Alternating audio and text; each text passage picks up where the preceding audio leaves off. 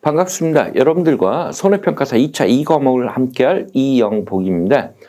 우리 먼저 본 교재 들어가기 전에 2차에 관련된 시험을 어떻게 준비할 것인가 잠깐 이야기를 하고 우리 교재 내용 보도록 하죠.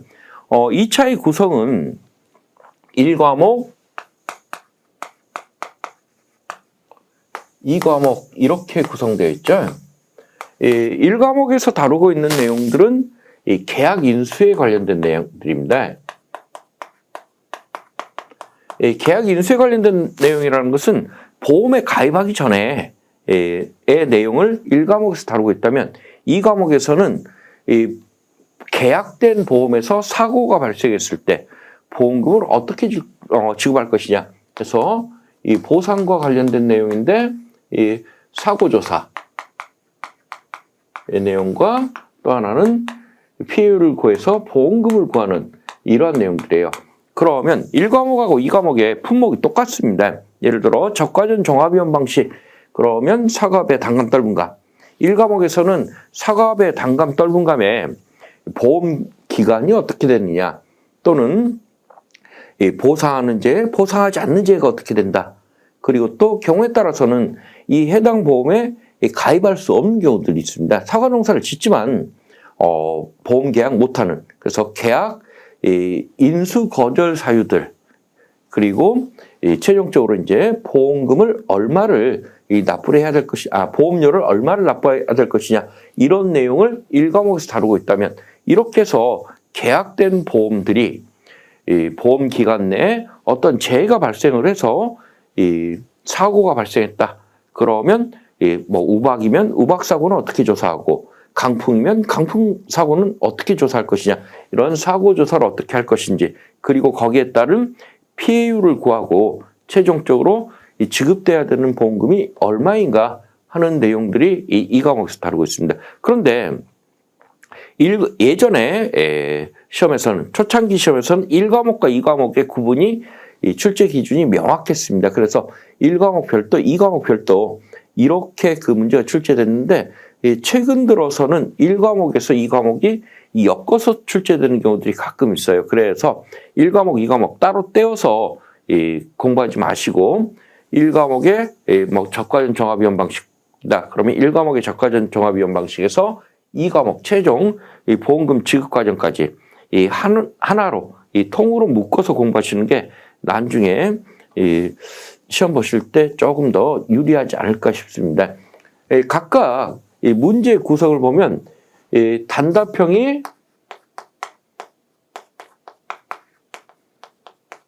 1과목 5문제, 2과목 5문제, 그리고 서술형이 1과목 5문제, 2과목 5문제.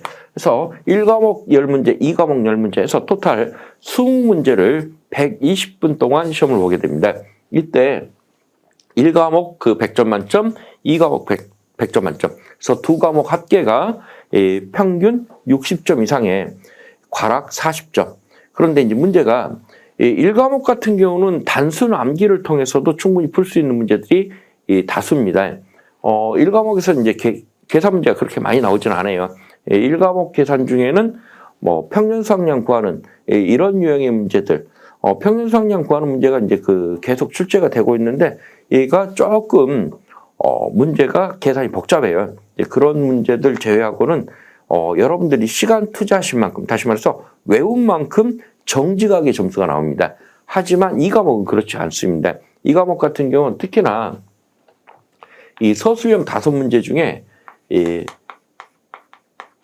계산 문제가 약 3문제에서 4문제 정도가 출제가 되고 있습니다. 그러면 결국 서술형 문제 한 문제당 평균 배점이 15점이에요. 15점짜리가 4문제라면 60점이죠. 그러다 보니까 이 과목에서 계산을 못하게 되면 합격하기가 대단히 어렵습니다.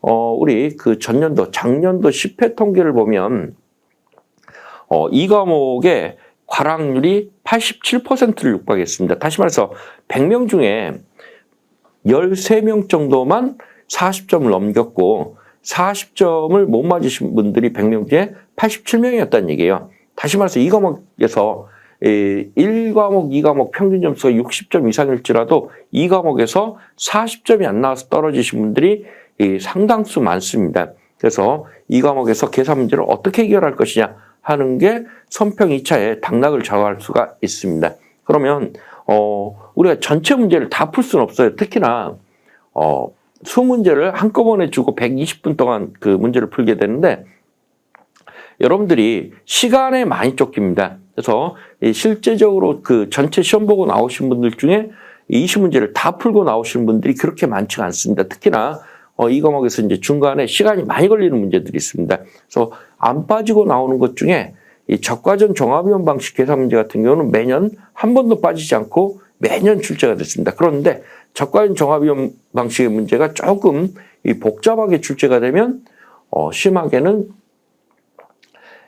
한 문제 해결하는데 한 35분에서 40분 정도 공부하고 가신 분들이 어느 정도 공부하고 가신 분들이 35분에서 40분 정도 소요될 정도로 이 계산이 복잡한 문제들이 곧잘 출제가 되고 있어요. 그러면 그런 문제를 쥐고 시간을 거기다 많이 투자하다 보면 뒤쪽에 쉬운 문제는 읽어보지도 못하고 답안지를 제출하는 이러한 사태가 발생을 할 수가 있습니다. 그래서 시험 고사장에서 시간 배분을 어떻게 하느냐. 특히나 이렇게 시간이 많이 걸리는 문제들은 뒤로 패스하고 나서 맨 나중에 시간이 나오면 푸는 이런 연습을 하지 않고는 풀기가 좀 어렵습니다. 그러면 여기 계산 문제 3문제에서 4문제 정도 출제되는데 그중에 간단한 계산들도 있어요. 자주 출제되면서 간단한 계산 문제는 반드시 맞추고 가셔야 됩니다. 그러면 이 1과목에서는 고득점이 나온다라는 가정하에 2과목에서 어떻게 하면 50점 이상, 그래서 1과목에서 70점 이상 득점을 하실 수 있다면 2과목에서 50점 이상만 합격하시면 2과목 평균이 60점 이상 충분히 합격을 합니다. 그랬을 때 어떻게 해서 2과목에 50점 이상을 맞추느냐? 그러면 일단 기본적으로 단답형이 5문제 나온다고 그랬죠. 이 단답형이 출제되는 것들은 거의 패턴이 어느 정도 일정하게 출제가 되고 있어요. 그러면 단답형 5문제 중에 최소한 3문제에서 4문제 정도는 맞추고 들어가셔야 돼요. 그러면 4문제를 맞춘다. 그러면 우리 단답형 같은 경우는 단순 암기로도 풀 수 있는 문제들이 출제가 되다 보니까 한 4문제 맞추면 여기서 20점. 그리고 계산 문제 중에 자주 출제되면서 안 빠지고 출제되면서 계산이 쉬운 것들이 있어요. 논작물의 벼라든가 생산비 보장 방식의 고추 이런 것들은 상대적으로 출제 빈도가 대단히 높습니다. 벼 같은 경우는 안 빠지고 나왔거든요. 우리나라 그 농작물에서 벼를 빼고 이야기는 할 수 없겠죠. 특히나 우리 손해평가 재보험 쪽에서 이 벼의 가입 면적이라든가 가입 농가수가 가장 많습니다. 그래서 이 벼는 안 빠지고 나오거든요. 그래서 벼라든가 고추 이런 것들이 거의 안 빠지고 나오는 품목들인데 이런 것들은 상대적으로 계산이 상당히 쉽습니다. 복잡한 계산도 아니고 시간도 짧게 걸리고 몇 가지만 주의하시면 쉽게 득점할 수 있는 문제들이거든요. 그래서 이런 문제들을 반드시 득점을 하고 가시게 되면 만약에 요거 2문제 나왔는데 맞췄다 그러면 요게 30점 되겠죠. 그럼 2개 합해서 50점.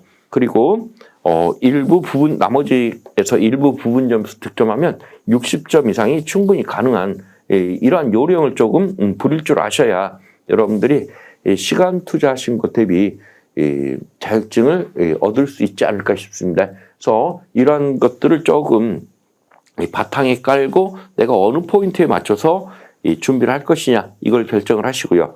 그리고 이제 우리 본교재 들어가기 전에 여러분들한테 2가지만 조금 부탁을 드릴게요.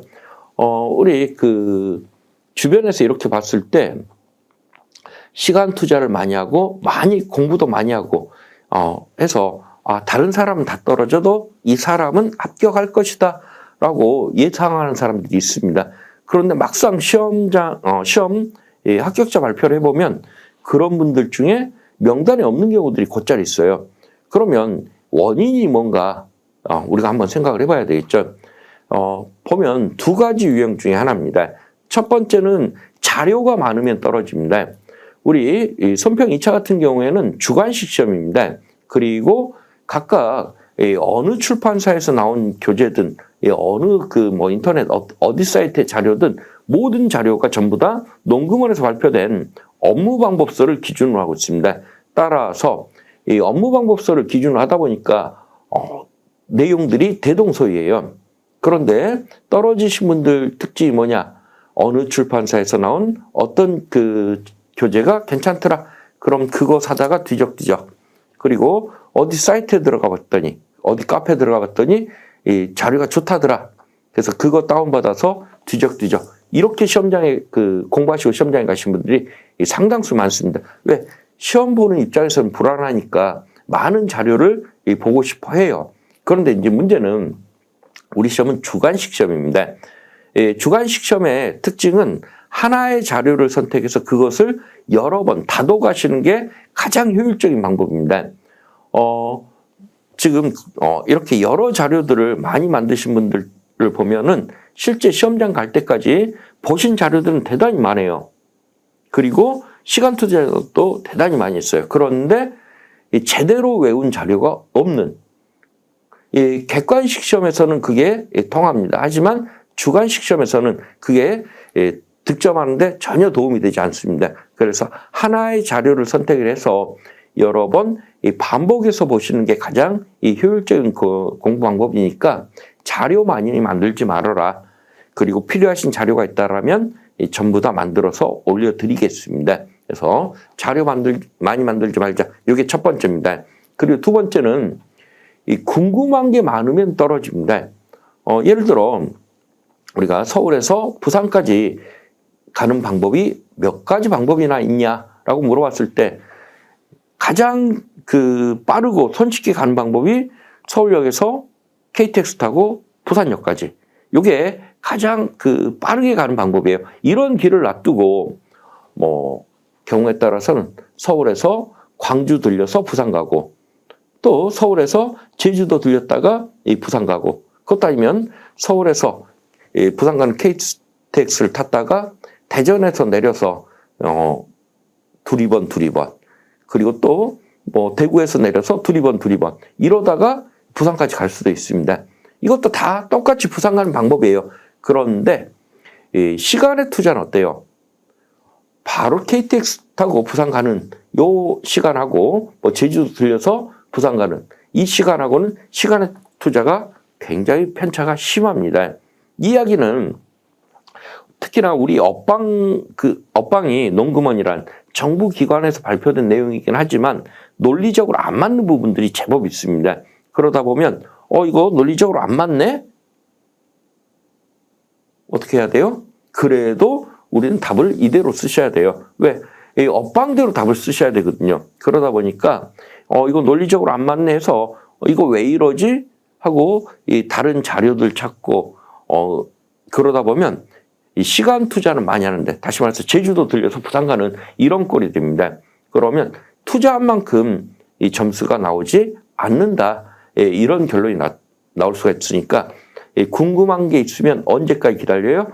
여러분들이 시험 보실 때까지 기다리셨다가 궁금한 것은 합격한 이후에 해결하셔도 충분합니다. 그래서 시험장 가실 때까지는 궁금한 게 있으시더라도 잠시 내려놓고 나중에 합격하시고 난 다음에 궁금해하자. 그래서 자료 많이 만들지 말고 궁금한 거 조금 내려놓고 그렇게 공부하셔야 같은 시간을 투자했을 때 여러분들의 점수가 1점이라도 더 나올 수 있는 이런 방법이 되니까 그러한 두 가지 우리가 공부하시면서 오류를 범하기 쉬운 가장 큰 내용들이니까 이런 것들 좀 감안을 하셔서 준비를 하시면 여러분들 충분히 합격하시는데 지장이 없지 않을까 싶습니다.